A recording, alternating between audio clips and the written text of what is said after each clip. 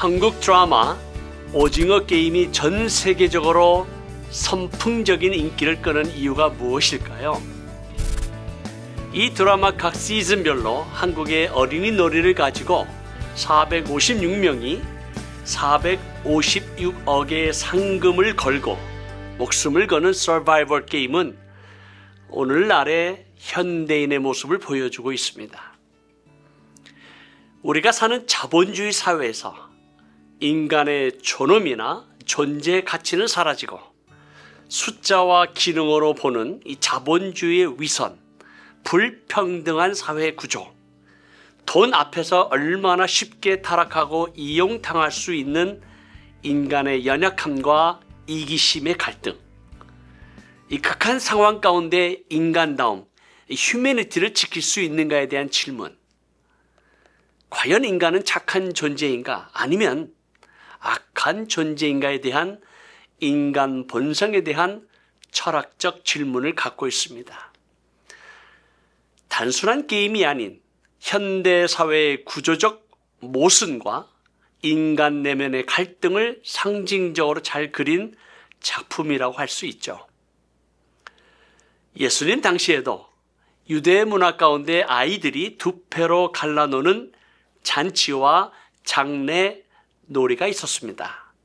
잔치 놀이는 주로 결혼식 때 신랑이 신부의 집으로 와서 잔치를 벌일 때 악기팀을 데리고 와서 신나게 노래를 부르고 춤을 추는데, 아이들이 이것을 놀이로 만들어 한쪽에서 피리를 불면 다른 한쪽에서 춤을 추며 즐겁게 장단을 맞추며 놀이합니다. 또 하나의 놀이가 바로 장례 놀이입니다. 유대인 장례식은 전문적으로 돈을 받고 전문적으로 울어주는 울음꾼들이 있습니다. 아이들이 그것을 흉내를 내고 한쪽에서 곡을 하면 상대방이 가슴을 치는 놀이이죠. 서로가 맞장구를 치고 서로가 반응을 해줘야 재미있는 놀이가 되는 것입니다. 그런데 문제는 한쪽에서 피리를 불어도 다른 팀에서 춤추지 않고 한쪽에서 곡을 해도 다른 쪽에서 가슴을 치지 않는 것입니다. 이 마태복음 11장 15절에서 17절 말씀, 귀 있는 자는 들을지어다. 이 세대를 무엇으로 비유할꼬? 비유하건대 아이들이 장터에 앉아 제 동물을 불러 이르되 내가 너희를 향하여 피리를 불어도 너희가 춤추지 않고 우리가 슬피 울어도 너희가 가슴을 치지 아니하였다 함과 같도다. 예수님께서 말씀하신 이 게임 배경은 무엇입니까? 이 마태복음 11장 12절에 세례 요한의 때부터 지금까지 천국은 침노를 당하나니 침노하는 자는 빼앗느니라. 이 세례 요한의 메시지에 대해 전혀 반응을 보이지 않고 회개하지 아니하는 유대 백성을 책망하시는 말씀입니다. 어린아이들이 상대방을 이기기 위해서, 상대방을 차지하기 위해서 게임을 하는 것처럼 하나님의 나라도 그 나라를 침노하는 자가 이기는 게임이고 상대방의 소유를 빼앗는 리얼한 게임임을 선포하고 있습니다. 하나님의 나라를 위해 사탄과 악한 영의 권세 아래에 있는 잃어버린 영혼들을 빼앗아 오는 게임, 그 사탄과 악한 영들이 소유하고 있는 땅과 권세와 재물을 빼앗아 오는 게임, 현재 우리가 참여하고 있는 리얼한 영적 게임입니다. 이 게임을 우리는 영적 전쟁이라고 말합니다. 마태복음 12장 29절에 사람이 먼저 강한 자를 결박하지 않고서야 어떻게 그 강한 자의 집에 들어가 그 세간을 강탈하겠느냐. 결박한 후에야 그 집을 강탈하리라. 마지막 때를 살아가는 성도와 교회의 가장 큰 문제는 무관심입니다. 교회 사역, 영적 성장과 성숙을 위한 도전, 온 열방과 모든 민족을 향한 선교의 부르심과 사명을 목회자들이나 선교사들이 외치고 부르짖어도 오늘 이 세대, 교회 성도들이 잘 반응하지 않는 시대를 살아가고 있는 것 같습니다. 이런 무관심, 무감각, 무반응의 시대에서 하나님의 나라를 꿈꾸며 모든 민족 가운데 하나님의 나라가 임하고 확장하기를 원하는 이 기도 동역자님들에게 이 오징어 게임과 천국 게임을 비교하며 세 가지 공통점을 나누려고 합니다. 첫 번째는 게임의 룰입니다. 규칙이죠. 오징어 게임 드라마마다 매 경기에서 룰이 있습니다. 그 원칙을 따르지 않으면 아웃인데 곧 죽음입니다. 죽느냐 사느냐이기 때문에 이 원칙을 반드시 지켜야 합니다. 하나님의 나라를 침노하는 게임도 마찬가지입니다. 디모데후서 2장 5절에 보면 경기하는 자가 법대로 경기하지 아니하면 승리자의 관을 얻지 못할 것이다 라고 말씀합니다. 하나님 나라의 통치와 주권은 여호와 하나님께 있습니다.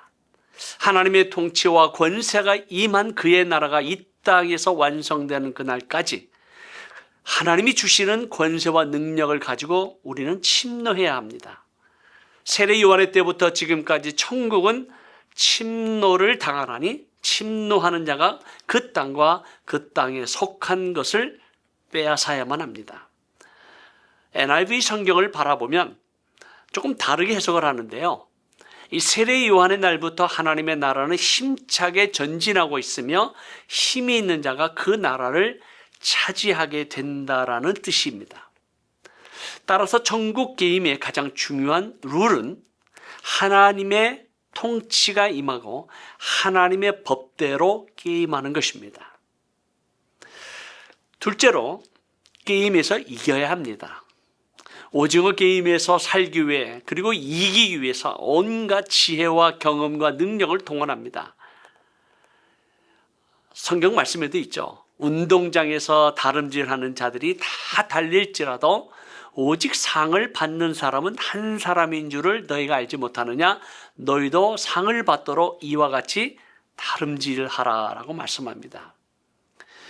오징어 게임과 천국 게임이 다른 점이 있다면 천국 게임은 예수 그리스도께서 이미 승리한 게임입니다. 예수 그리스도께서 이미 이기신 이 천국 게임, 우리는 그저 참여하는 것이죠. 이 게임에 참여하는 우리가 순종하기만 하면 성령 하나님께서 우리의 게임에서 이기게 해 주시겠다 약속하셨습니다.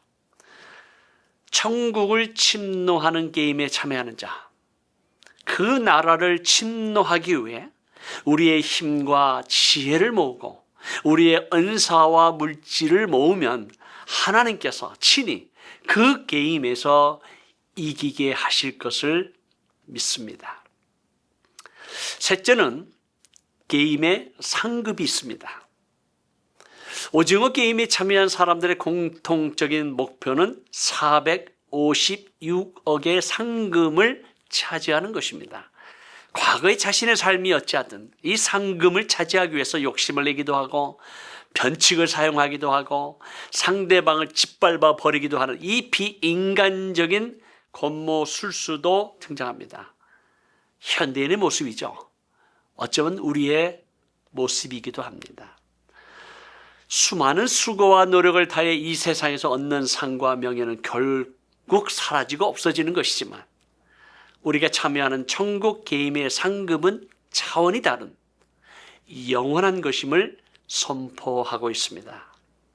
사도 바울은 표대를 향하여 그리스도 예수 안에서 하나님의 의에서 부르신 부름의 상을 위하여 달려가노라라고 고백하는 것처럼 이제 후로는 나를 위하여 의의 면류관이 예비되었으므로 주 곧 의로우신 재판장의 그 날에 내게 주실 것이며 내게만 아니라 주의 나타나심을 사모하는 모든 자에게 도니라. 요즘 세대는 피리를 불어도 춤을 추지 않고 곡을 해도 가슴을 치지 않는 세대입니다. 아무리 나팔을 불어도 반응하지 않습니다.